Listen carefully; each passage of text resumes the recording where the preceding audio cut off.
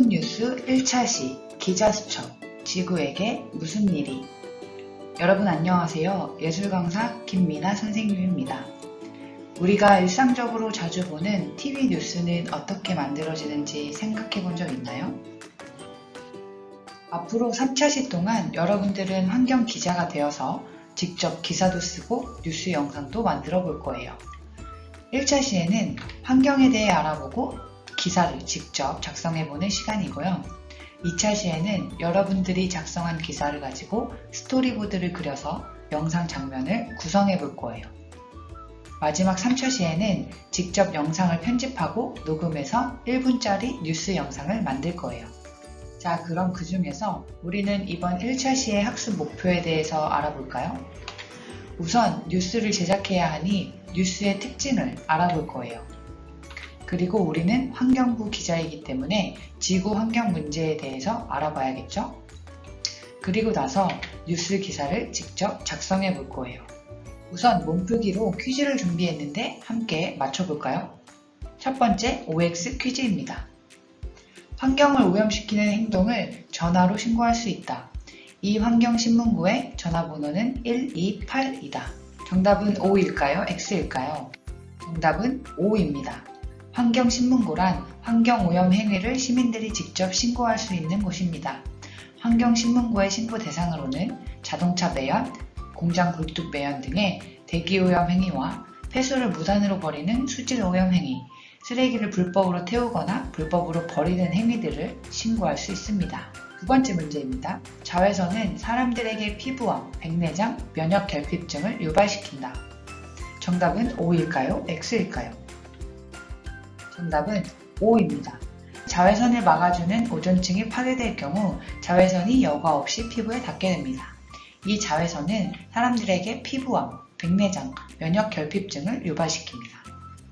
자, 이렇게 간단하게 두 문제를 풀어봤는데 본격적으로 환경 기자가 한번 되어볼까요? 우선 뉴스의 특징을 한번 알아보려고 합니다.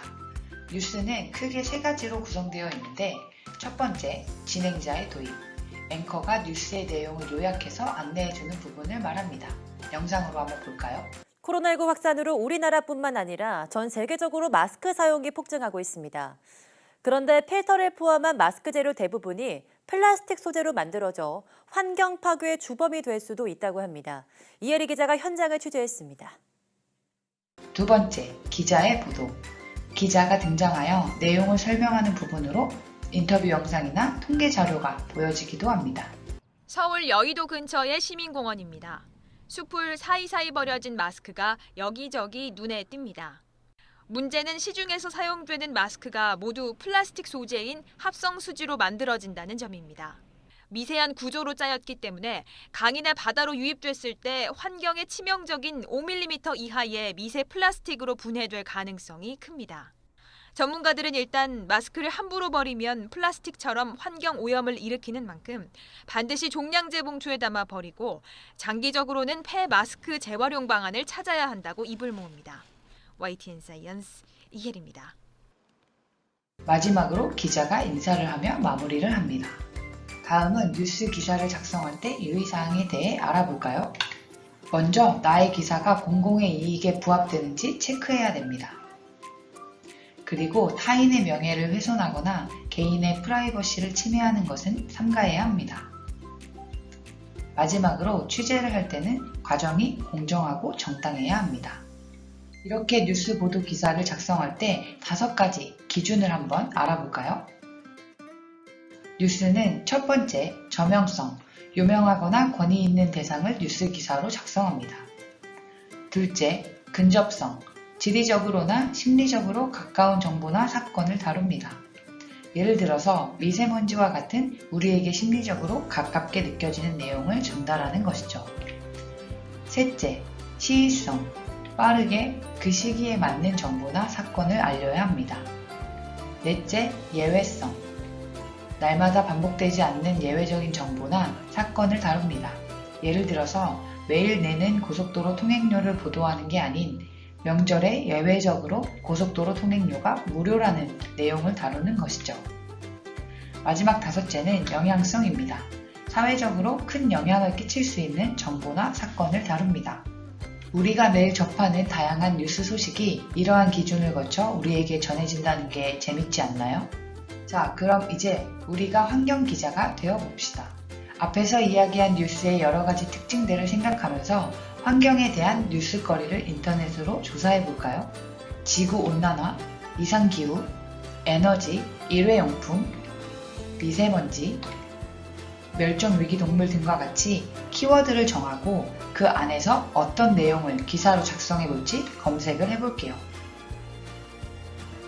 모두들 다루고 싶은 주제를 찾았나요? 그럼 이제 기사를 작성해 볼 거예요.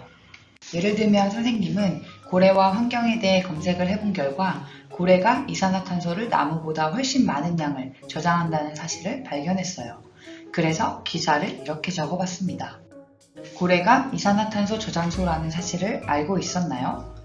바닷속 나무라는 별명을 가진 고래는 살아있는 동안 무려 33톤의 이산화탄소를 흡수한다고 합니다.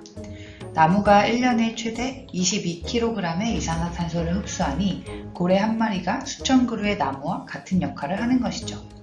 하지만 인간들이 지구에 커다란 도움을 주는 고래를 불법 포획하는 일이 벌어지고 있습니다. 앞으로 고래가 잘 살 수 있도록 꾸준한 관심을 가지고 포획을 멈추어야 합니다. 환경뉴스 김땡땡 기자였습니다. 여러분들도 이렇게 도입부 한 문장과 내용을 4문장, 그리고 마지막에 기자의 이름을 말하며 마무리하는 구성으로 기사를 한번 작성해 볼까요? 여러분들의 기사를 친구들과 함께 공유하면서 서로의 뉴스에 대해서 이야기해 볼까요? 환경 기자가 되어서 기사를 작성해 보니 어떤가요? 다음 시간에는 내가 작성한 뉴스 기사를 이미지로 그려서 장면을 구성하는 시간을 가져볼게요. 다음에 만나요. 안녕!